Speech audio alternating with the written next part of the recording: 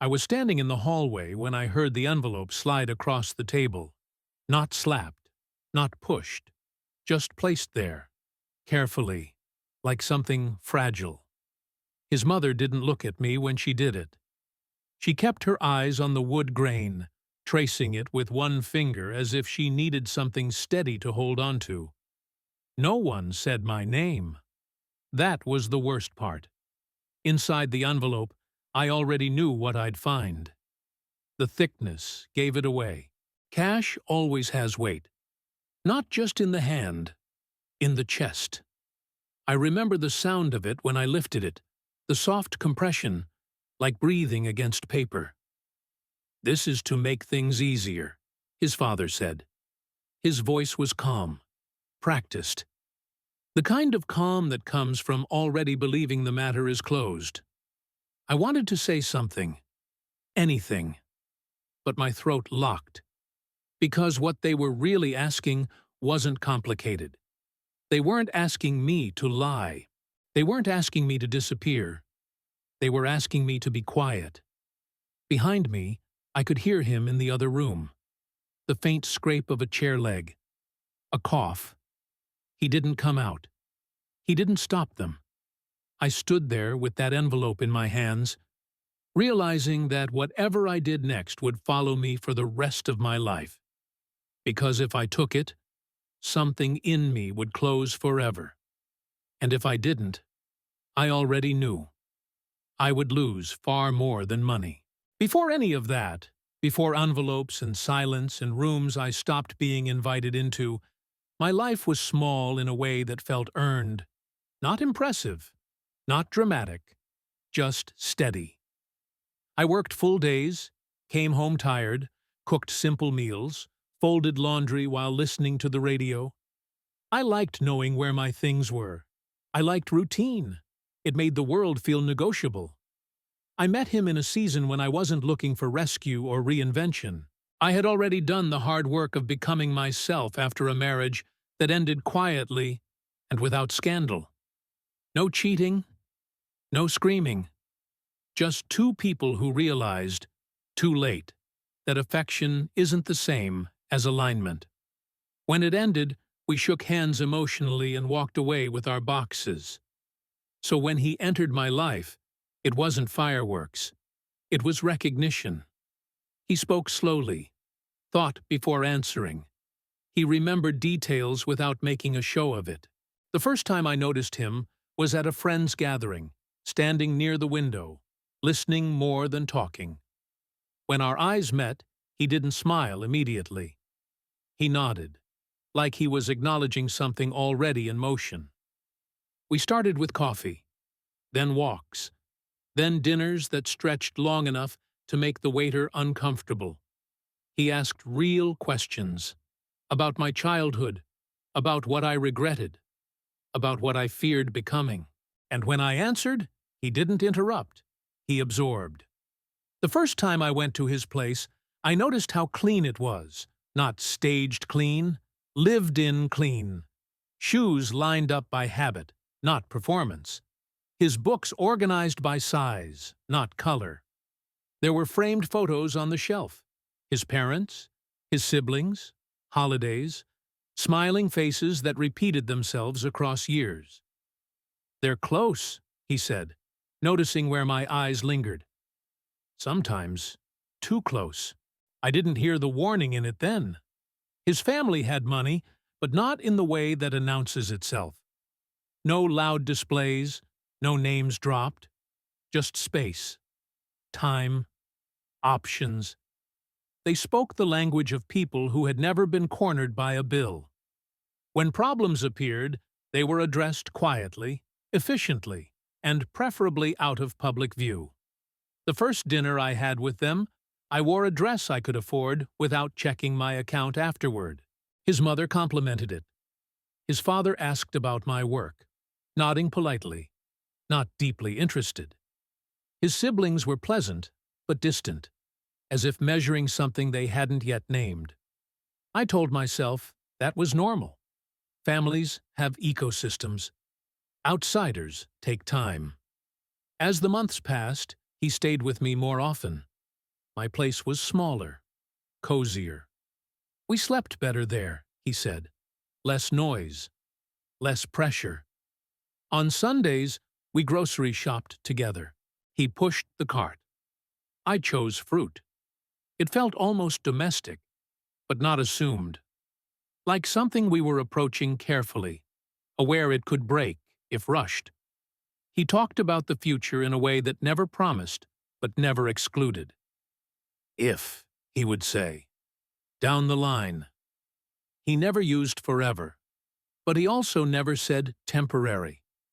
What he didn't talk about was conflict. Whenever something difficult arose, a disagreement with a sibling, tension at work, his instinct was withdrawal, silence, distance. He believed problems dissolved when deprived of attention. I believed problems fermented. We negotiated that gap gently. I learned when to wait. He learned when to speak. Or so I thought. The first crack came quietly. His mother began calling more often. Not to speak with me, about me. Comments would reach me through him, filtered, softened. She worries things are moving fast. They just want what's best for you. They're not sure this is sustainable. I asked him what he thought. He said, they'll adjust. But his voice carried uncertainty, a thinness I hadn't heard before. I didn't know then that families like his don't adjust. They absorb or eliminate. There is no middle state.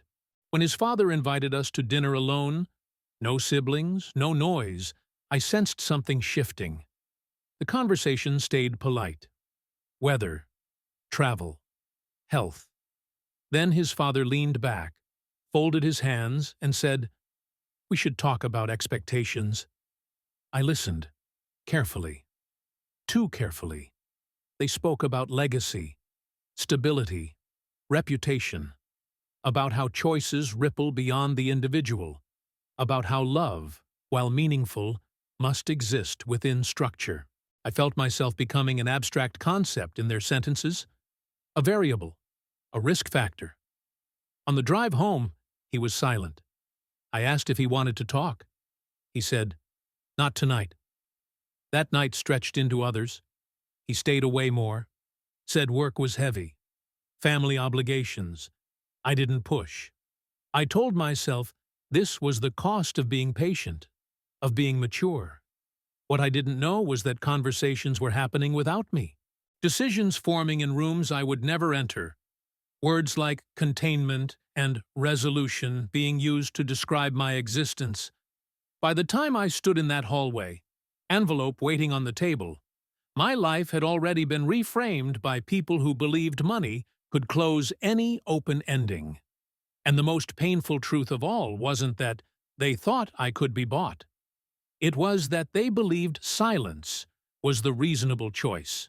The conversation I wasn't meant to hear happened on a Tuesday afternoon.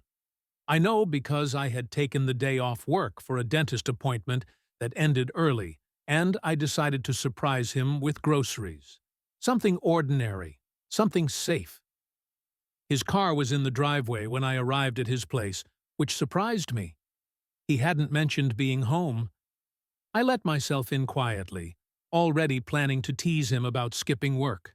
The house smelled like coffee that had gone cold. I heard voices before I reached the living room, low, controlled. His parents' voices carried differently, measured, deliberate.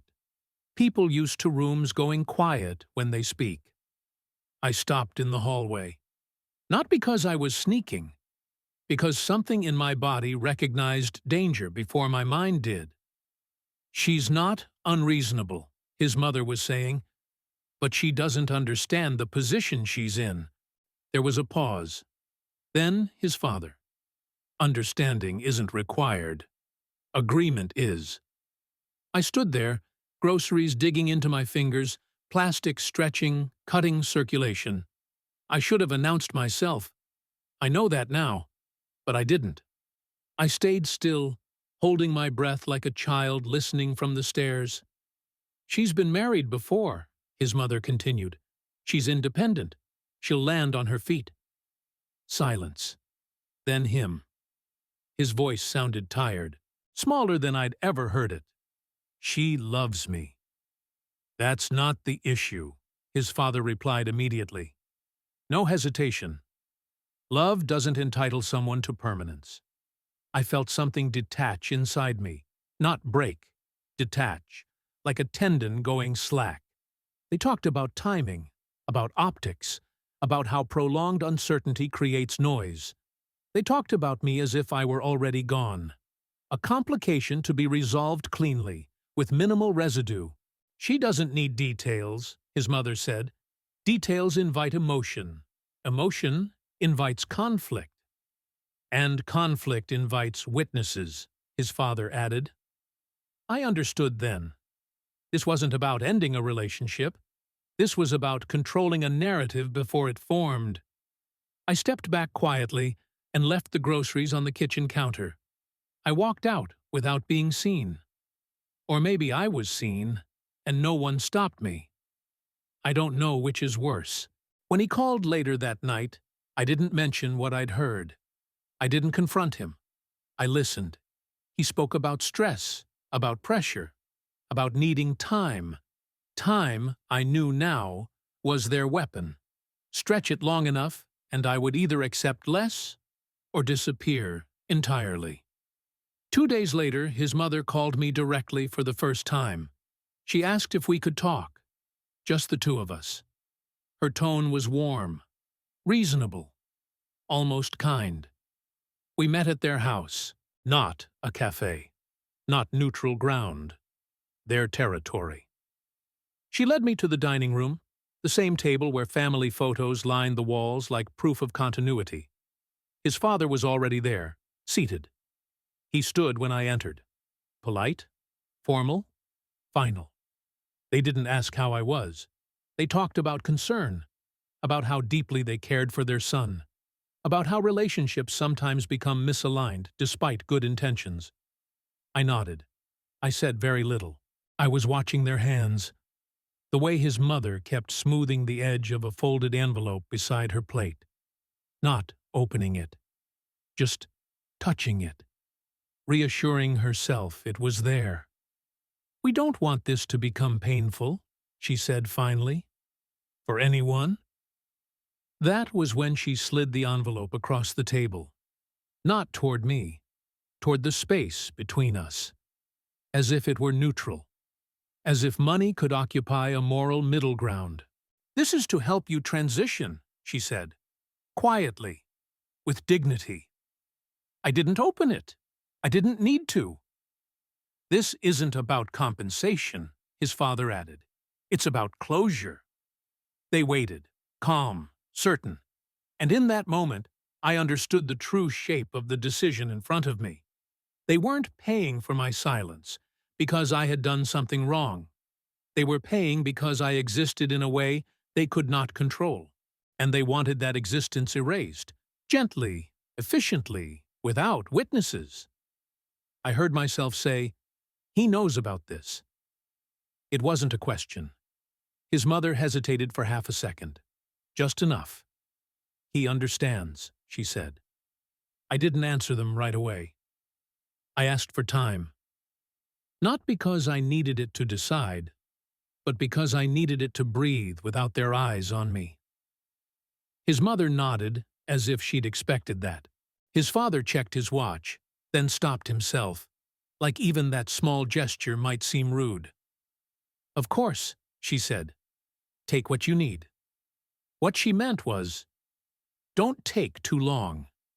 The envelope stayed on the table when I left. They didn't insist I take it with me. That would have felt transactional. Instead, they let it sit there, waiting, like a fact that didn't require agreement. I drove home with my hands shaking on the steering wheel. Not crying. Not yet. Just shaking. My body reacting before my heart could catch up. At a red light, I realized I'd been holding my jaw clenched so tightly it hurt. That night, he came over. He didn't mention the meeting. He didn't ask how it went. He kissed me on the cheek, set his keys down, and sat on the edge of the couch like someone preparing for a difficult conversation he hoped might not happen. I waited. When I finally asked, "Did you know they were going to do that?" He didn't answer immediately. He rubbed his palms together once, slowly. "They think it's for the best," he said. That was when the space between us changed. Not visibly, not dramatically, but something shifted its weight. "For who?" I asked. He sighed. "For everyone." I told him what I'd heard that Tuesday. The words I wasn't meant to hear. The way they spoke about me, about permanence, about silence. His face tightened, not with anger, but with something closer to fear. "They don't see it the way you do," he said. "They're trying to prevent damage." "Damage to what?" I asked.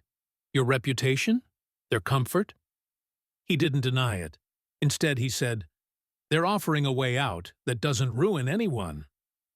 That was the sentence that stayed with me. Doesn't ruin anyone. As if ruin were a public condition. As if what happened inside a person didn't count, unless it left visible marks. Over the next weeks, the pressure didn't come loudly. It came gently. Calls framed as concern. Messages asking if I was doing okay. Suggestions that maybe this wasn't the right time.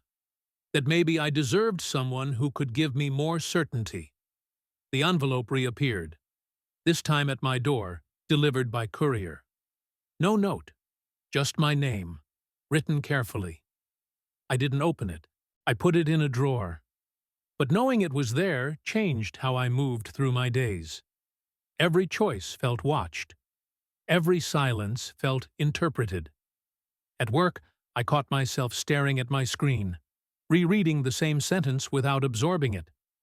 At night, I lay awake listening to him breathe beside me, counting the seconds between inhales, wondering how someone could be so close and already so gone. We stopped making plans, not explicitly, just gradually. Conversations about the future dissolved into vague references. "We'll see." "Let's wait." "Things are complicated right now." One evening, I asked him directly, "If I say no, if I refuse, what happens?" He didn't look at me when he answered. "Then this gets harder," he said. "For all of us." I understood then that refusing the money wasn't just an act of defiance. It was a threat. Not to them, to him. They had positioned him carefully between loyalty and desire, knowing exactly which side would cost him more. I began to see the shape of the trap. If I accepted, I would become the woman who took money to disappear. If I refused, I would become the problem that wouldn't resolve. Either way, I would carry the blame. The nights grew quieter, less touching, less eye contact. When we argued, it wasn't about the envelope. It was about dishes, about timing, about nothing. Safer targets. One night, after another circular conversation that led nowhere, he said, almost to himself, "I can't lose them." He didn't say, "I can't lose you." That was when something in me hardened, not angrily, calmly, like a decision forming beneath the noise. I went to the drawer, took out the envelope, weighed it in my hands again. It was heavier than before. Not because of the money, because of what it was asking me to erase. I asked him to sit with me at the table. Not the couch, the table. The place where decisions are supposed to be made with both feet on the ground. He knew what it was about the moment he saw the envelope in my hands. I didn't accuse him. I didn't raise my voice. I slid the envelope between us the way his mother had done weeks earlier. Same careful motion. Same controlled distance. "I need to know," I said, "if this was ever a conversation where my answer mattered." He closed his eyes briefly. Just a second. Like someone bracing for impact he's already calculated. They wanted to protect me, he said. Us, from things getting messy. And you? I asked. What did you want? That's when he finally looked at me. I wanted time, he said. I wanted it to quiet down. Time again. Always time. As if time were neutral. As if it didn't always choose a side. I took a breath. I could hear the refrigerator humming. A car passing outside.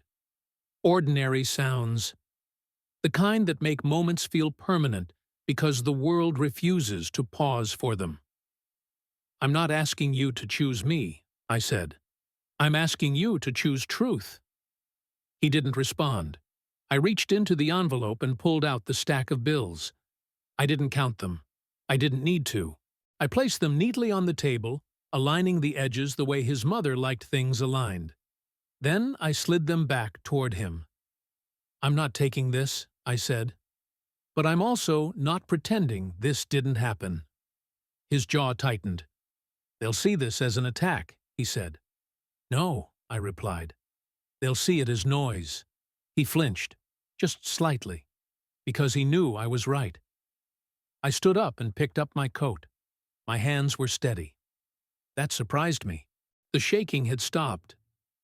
If you walk out, he said, this doesn't come back. I looked at him then, really looked.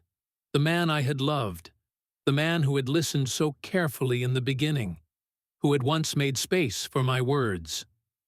I know, I said. At the door, I paused. Not for drama, for accuracy. Tell them this, I said. Tell them I didn't sell. Tell them you just couldn't afford me. He didn't follow me. The door closed with a soft click. Not a slam. Not a sound meant to echo. But it was final all the same. In the weeks that followed, nothing dramatic happened. No calls, no apologies, no last attempts to reframe what had already settled into place. Silence arrived the way it always does. Gradually, then all at once. I went back to my routines. Work, groceries, laundry, the radio humming in the background. From the outside, my life looked unchanged. That was the strange part. The world hadn't registered the loss as significant. No public rupture, no visible fallout. But absence has its own acoustics. I noticed it at night first, the extra space in the bed, the way my arms still reached out once before stopping. Muscle memory takes longer to grieve than the mind. I slept lightly, waking at small sounds, then remembering there was no one else to wake. The envelope never came back. Not to demand, not to negotiate. They got what they wanted without paying a cent. Silence achieved through attrition. Once, weeks later, I ran into someone who knew his family. Not well, adjacent. They spoke kindly, mentioned how things had resolved, how it was good there hadn't been unnecessary complications. I nodded. I let them believe whatever version made the day easier. That's how it works. Stories settle into the shape that causes the least discomfort. Sometimes I imagine the money still sitting somewhere, reabsorbed, reassigned, doing what money always does, continuing on, untouched by what it tried to erase. What stayed with me wasn't regret. It was clarity. I learned the cost of quiet, how expensive it can be to be easy, how quickly dignity becomes inconvenient when it can't be filed away. I didn't win anything. I didn't come out stronger or wiser in the way people like to package survival. Not the kind you carry in your hands, the kind you live with. I came out intact, and that felt like enough. Years later, when I think of him, I don't feel anger. I feel distance. The kind that forms when you see exactly where someone stands, and where they won't step. If anyone ever tells the story of us, it won't include me saying no. It won't include the envelope, or the table, or the moment the door closed. But I'll know. And in the quiet moments, the ones that belong only to me, that knowledge has weight.